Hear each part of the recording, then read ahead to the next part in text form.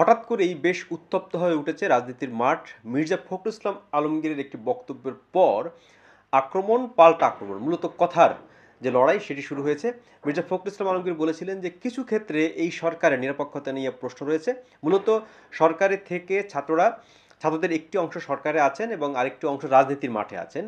আগামী নির্বাচনে তাদের অবস্থান কি হবে, তারা কি সরকারের থেকেই নির্বাচন করবেন, এই বিষয়টিকে ইঙ্গিত করেছেন মির্জা ফখরুল ইসলাম আলমগীর, এবং তার এই কথার জবাব দিয়েছেন তথ্য উপদেষ্টা এবং ছাত্রনেতা নাহিদ ইসলাম। তিনি বলেছেন যে এ ধরনের প্রশ্ন তোলা আরেকটি ১/১১-র ইঙ্গিত, এবং খুব কড়া ভাষায় তিনি আরও অনেক কথাবার্তা বলেছেন যে প্রশাসনের বিভিন্ন স্তরে বিএনপির লোকজন ইতিমধ্যে দায়িত্ব রয়েছে, যদি নিরপেক্ষতার প্রশ্ন ওঠে তাহলে তাদেরকেও তো সরে যেতে হবে।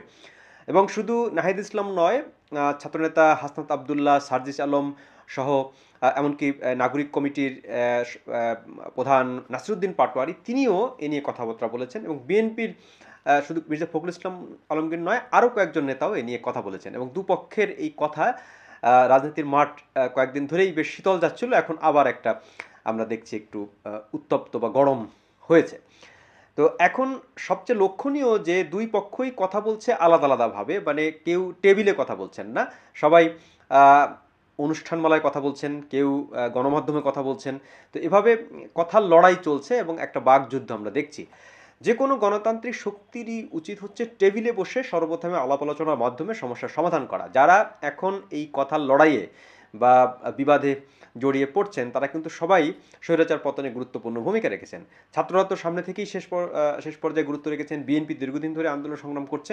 তো এখন যেটা উচিত যে সব গণতান্ত্রিক শক্তির টেবিলে বসে আলাপ আলোচনার মাধ্যমে এসব সমস্যার সমাধানে মনোযোগী দেওয়া, কিন্তু তা না করে তারা তাদের এসব বিষয়ে তাদের মতবিরোধ আছে। একটা সমাজে যখন নানান প্ল্যাটফর্ম থাকবে তখন সেখানে মতবিরোধ তো আলাদা আলাদা হতেই পারে, কিন্তু ওনারা যেটা করছেন, ওনারা মাঠ গরম করছেন টেবিলেই এসব সমস্যার, টেলিফোনে একে অপরকে ডেকে যে আমরা বসি, আসেন এটা নিয়ে কথা বলি, সমস্যার সমাধান হতে পারে। সেই সঙ্গে সবচেয়ে বড় যে সমস্যাটা এখন তৈরি হচ্ছে যে একে অপরের প্রতি আস্থার জায়গাটা, কারণ সরকার এখনও কিন্তু নির্বাচনের রোডম্যাপ ঘোষণা করেনি। খুব সম্ভবত এ কারণেই এই সমস্যাটা বাড়ছে, অর্থাৎ রোডম্যাপ দিয়ে দিলে কিন্তু এই সমস্যা থাকবে না। যদিও সরকার বলেছে যে চলতি বছরের ডিসেম্বর অথবা আগামী বছরের জুনের মধ্যে, মানে প্রথম ৬ মাসের মধ্যে নির্বাচন হবে, কিন্তু এখন আবার মনে হচ্ছে যে সরকার হয়তো বা ডিসেম্বর অথবা জানুয়ারি ফেব্রুয়ারি এই সময়ের মধ্যেই নির্বাচন দিয়ে দিতে পারে। এবং একজন নির্বাচন কমিশনারও বলেছে যে ডিসেম্বর বা জানুয়ারিতে ভোট হতে পারে, এবং সে লক্ষ্যেই তারা তাদের প্রস্তুতি সেরে রাখছেন। সুতরাং ভোটের কিন্তু একটা টাইমলাইন এসেছে মোটামুটি, কিন্তু একেবারে সুস্পষ্ট নির্বাচনী যে টাইমলাইন বা রোডম্যাপ যেটা বলি সেটা পাওয়া যায়নি। সে কারণেই এই সন্দেহ সংশয়টা বেশি হচ্ছে। আর নিরপেক্ষতা প্রশ্ন তো আছেই। এবং একজন ছাত্রনেতা আসিফ মাহমুদ, যিনি একজন উপদেষ্টাও, তিনিও বলছেন যে তারা যদি রাজনীতি করেন সরকার থেকে বের হয়ে রাজনীতি করবেন। এই বিষয়টি খুব জরুরি।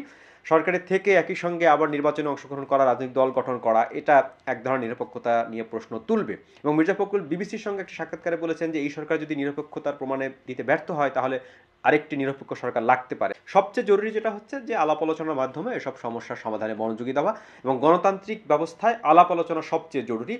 মাঠে ঘাটে এখানে সেখানে গরম বক্তব্য দিয়ে আসলে এসবের কোনো সমস্যার সমাধান হবে না, বরং এই সমস্যা আরও তীব্র হতে পারে এবং নানা রকমের ষড়যন্ত্রমূলক তৎপরতাও চলতে পারে। বাংলাদেশের এই মুহূর্তে সবচেয়ে জরুরি হলো গণতান্ত্রিক ব্যবস্থায় ফিরে যাওয়া, ভোটের ব্যবস্থায় ফিরে যাওয়া। এই বিষয়টি সরকারের পক্ষ থেকে এখনই স্পষ্ট করা প্রয়োজন যে এক্স্যাক্টলি কবে ভোট হবে, এবং এই নির্বাচনী টাইমলাইন বা রোডম্যাপ খুব দ্রুত ঘোষণা করলেই এইসব সমস্যার সমাধান হয়ে যাবে।